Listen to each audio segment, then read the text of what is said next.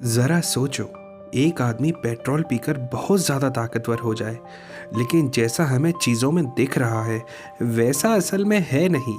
कहानी की शुरुआत में हमें दिखाया जाता है कि एक बड़ी सी स्पेसशिप सीधा स्पेस से आ रही है और कोरिया में एक नदी में जाकर क्रैश हो गई और स्पेसशिप नदी में पूरी डूब गई और उसमें से एक नंगा आदमी एकदम बाहर निकल कर आता है। इसके बाद हम एक आदमी को देखते हैं जिसका नाम मेंजी है, जो कि अपनी पत्नी के साथ एक बहुत बढ़िया नाश्ता तैयार कर रहा था। मेंजी एक शादीशुदा मर्द है और उसकी पत्नी का नाम सोही है। मेंजी बहुत ही मेहनती और एक सुंदर दिखने वाला मर्द है। एक दिन नाश्ते की टेबल पर मेंजी ने कहा कि वह रात को खाने के वक्त तक घर नहीं पहुंच पाएगा, तो इस बात पर उसकी पत्नी ने कहा कि वाकई में तुम्हें कोई काम है या कोई और बात है। तो इस बात पर मेंजी अचानक खड़ा हो गया और उसने अपनी पत्नी से कहा कि मैं तुमसे बहुत प्यार करता हूँ, मुझ पर ऐसे शक मत किया करो। और फिर उसी शाम को फिर सोही अपनी बचपन की सहेलियों से मिलने चली गई और वहाँ उसकी एक सहेली उससे उसके पति के बारे में पूछने लगी। फिर तो सोही अपने पति की तारीफों पर तारीफ ही करती चली गई। सोही के पति की इतनी तारीफ सुन उसकी सहेली ने भी अपने पति की तारीफों के पुल बांध दिए।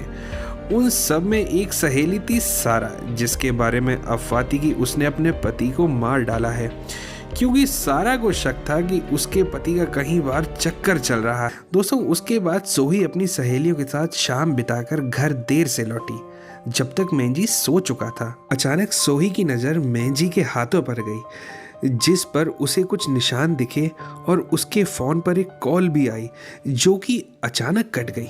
फिर सोही ने अपने पति का फ़ोन चेक किया और उसे कई ऐसे मैसेजेस मिले जिसके बाद उसे शक होने लगा कि उसका भी कहीं कोई चक्कर तो नहीं। और उसे एक ऐसा मैसेज भी मिला जिसमें लिखा था कि वह शुक्रवार को किसी से मिलने वाला है। फिर सोही भी सोचने लगी कहीं मेंजी का बाहर कोई चक्कर तो नहीं चल रहा। फिर अगले दिन सुबह सोही ने चेक करने के लिए मेंजी से कहा कि शुक्रवार को एक फंक्शन में चलना है, लेकिन मेंजी ने बातों बातों में टाल दिया और शुक्रवार के लिए मना कर दिया।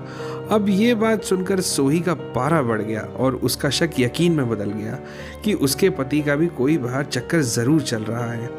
फिर सच का पता लगाने के लिए सोही एक डॉक्टर जेंग नाम के प्राइवेट जासूस से मिली। सोही चाहती थी कि वह प्राइवेट जासूस ये पता लगाए कि उसके पति का कोई चक्कर तो नहीं चल रहा। इसके बाद वह डॉक्टर जेंग हर जगह मेंजी का पीछा करने लगा।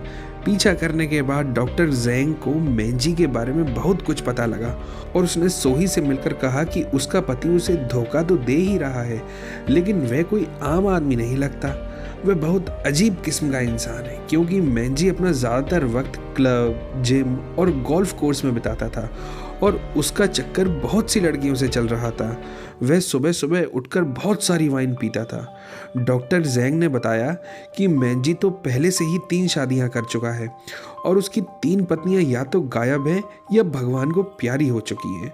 और इन सब के बावजूद डॉक्टर ने बताया कि मेंजी की एक ऐसी अजीब आदत है जिसने सोही को चौंका कर रख दिया। डॉक्टर ने बताया कि मेंजी पेट्रोल पीता है। यह सब सुन सोही का दिल टूट गया और वह रोने लगी और वहां से चली गई। उस दिन सोही इतनी दुखी थी कि वह रात को चाकू लेकर मेंजी के पास गई और उसे मारने की कोशिश की, लेकिन हिम्मत नहीं जुटा पा रही थी। फिर उसे जब कोई रास्ता नहीं मिल पा रहा था तो वह अपनी पुरानी दोस्त सारा से मिलने गई और उसने सारा से कहा कि वह अपने धोखेबाज पति को मारना चाहती है। सारा की तो पहले से ही 4 शादियां टूट चुकी थी और उस पर अपने आखिरी पति को मारने का भी इल्ज़ाम लग चुका था। फिर सारा ने सोही को सच्चाई बताई कि उसने अपने पिछले पति को नहीं मारा, लेकिन फिर भी उस हरामखोर का मरना तो बनता ही था। अगली सुबह फिर सोही डॉक्टर जेंग से मिली और डॉक्टर ने सोही को बताया कि उसके हिसाब से मेंजी तो इस दुनिया का प्राणी ही नहीं है, वह किसी और ग्रह से आया है और वहाँ के लोगों को द अनब्रेकेबल्स कहा जाता है। ये लोग भेष बदलकर इंसानों के बीच रहते हैं और उनसे शादी करके अपना जीवन बिताते हैं ताकि इन पर किसी को जरा सा भी शक ना हो। मगर सोही को डॉक्टर की बातों पर यकीन नहीं हो रहा था। फिर डॉक्टर उसे पेट्रोल पंप पर ले गया, जहां सोही ने देखा कि मेंजी अपने मुंह में पेट्रोल पंप की नली लगाकर पेट्रोल पी रहा था। यह देख उसकी आंखें खुली की खुली रह गई। उधर दूसरी तरफ सरकारी खुफिया संस्था में एक प्राइवेट मीटिंग चल रही थी जिसमें बड़े ओहदे के सरकारी लोग और कुछ साइंटिस्ट और कुछ पुलिस के आदमी भी शामिल थे। इस संस्था का मकसद है एलियंस को पकड़ना, जो कि इंसानों के बीच रहकर उनका डीएनए इकट्ठा कर रहे हैं और इंसानों में वायरस फैला रहे हैं, और इसके लिए उन्हें एलियन लीडर मेंजी तक पहुंचना होगा जिससे कि इंसानी जाति को सुरक्षित बचाया जा सके।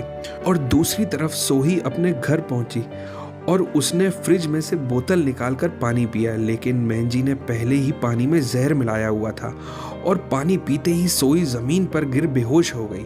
फिर कुछ देर बाद मेंजी वहां पर आ गया और उसे देखकर काफी खुश हुआ। उसने तुरंत ही सोही के दोस्तों को खबर कर दी जैसे उस पर किसी को शक ना हो। मेंजी जल्दी से सोही को हॉस्पिटल लेकर गया और वहां पर डॉक्टर ने उसे चेक कर बताया कि सोही तो मर चुकी है। डॉक्टर की बात सुन के सारी सहेलियां बहुत रोने लगी। मेंजी भी रोने का नाटक करने लगा, लेकिन अचानक सोही जाग गई और वहां उठ खड़ी हुई और उसने नीले रंग का जहर उगल दिया। मेंजी के प्लान की धज्जियां उड़ चुकी थी, लेकिन वह सोही को सही सलामत देख वापस रोने का नाटक करने लगा। इसके बाद मेंजी ने एक दुकान पर जाकर फिर से जहर खरीदा ताकि वह सोही को फिर से मार सके। वहीं सरकार की वह खुफिया टीम मेंजी का पीछा कर रही थी और उन्होंने एक दुकान के बाहर मेंजी की तस्वीरें भी ले ली। शाम को मेंजी अपने एलियन दोस्तों से मिला और उसने सोही को मारने के प्लान के बारे में उन सबको बताया। उसने अपने दोस्तों से कहा कि वे सोही की लाश को ठिकाने लगाने में उसकी मदद करें। दूसरी तरफ सोही ने सारा को डॉक्टर ज़ैंग से मिलवाया और ये तीनों मिलकर मेंजी को करंट के झटके देकर उसको मारने का प्लान बनाने लगे। और इस तरफ वे मेंजी को अगर मारने में नाकाम रहे तो डॉक्टर ज़ैंग के पास एक और प्लान था। डॉक्टर ने एक ऐसा इंजेक्शन बनाया था जिससे कि एलियंस को मारा जा सकता था, लेकिन अभी तक इस इंजेक्शन को डॉक्टर ने किसी एलियन पर टेस्ट नहीं किया था। फिर जैसा कि उन्होंने प्लान किया था, वे मेंजी को मारने के लिए सोही के घर पहुंचे। डॉक्टर ने सोही के घर के बाथरूम में तेज बिजली की किरणें लगा दी और उसका एक ऐसा रिमोट बनाया जो कि एक सिगरेट के लाइटर की तरह दिखता है। फिर अचानक से घंटी बजी और डॉक्टर और उसकी दोस्त सारा को लगा कि मेंजी वापस आ गया, लेकिन जब दरवाज़ा खोला तो यहाँ पर सोही की दोस्त थी। वह अपने हाथों में बंदूक लिए खड़ी थी। असल में वह अपने बॉयफ्रेंड को ढूंढ रही थी जो कि वह डॉक्टर ज़ैंग है। वह पूरे घर की तलाशी ले रही थी और उसे बाथरूम का दरवाज़ा बंद मिला, लेकिन जैसे ही उसने दरवाज़ा तोड़कर देखा तो वहाँ पर तो सारा हल्की हो रही थी और वह शर्म से बाहर चली गई। लेकिन डॉक्टर ज़ैंग जो कि उसका बॉयफ्रेंड था, वो तो बाथरूम के अंदर बाथ टब में ही छुपा हुआ था।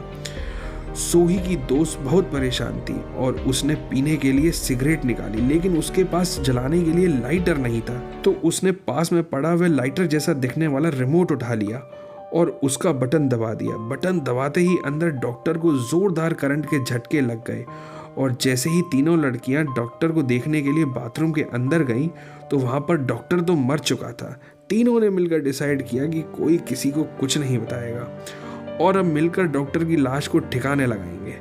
उन्होंने लाश को घर की एक अलमारी में छुपा दिया। तभी वहां पर मेंजी घर वापस आ गया। दरअसल आज मेंजी का जन्मदिन भी था और वह बाथरूम में नहाने चला गया। सोही ने सोचा यही सबसे अच्छा मौका है और उसने बाहर से उस रिमोट का बटन दबा दिया और मेंजी को करंट के जोरदार झटके लग गए। मगर करंट के इतने भयानक झटकों के बाद भी मेंजी पर इसका कोई असर नहीं हुआ और मेंजी को सही सलामत देख सभी लड़कियां देखती रह गईं। फिर सभी मिलकर मेंजी का जन्मदिन मनाने लगे और सोही ने मेंजी को वाइन पीने के लिए कहा जिसमें उसने पहले से ही जहर मिलाया हुआ था। और उसी वक्त सिक्योरिटी अलार्म बजने लगा कि घर में कोई है। मेंजी पूरे घर को चेक करते हुए अलमारी की तरफ पहुंचा और उसने दरवाज़ा खोला। दरवाज़ा खोलते ही उसमें से डॉक्टर बाहर निकला। डॉक्टर अभी तक जिंदा था। मेंजी को लगा कि वह एक चोर है और उसने उसके सर पर डंडा मारकर उसे बेहोश कर दिया। सभी को लगा कि डॉक्टर मर गया और वे लड़कियां मेंजी के साथ मिलकर डॉक्टर को दफनाने के लिए चल दी। घर का दरवाज़ा खोलते ही मेंजी के वही दोस्त आ गए जो कि सोही की लाश को ठिकाने लगाने वाले थे, मगर यहाँ तो माजरा ही कुछ और चल रहा था। मगर उन्होंने बात को टालते हुए कहा कि हम तो अपने दोस्त का जन्मदिन मनाने आए हैं और हम तो पार्टी के बिना बिल्कुल नहीं जाएंगे।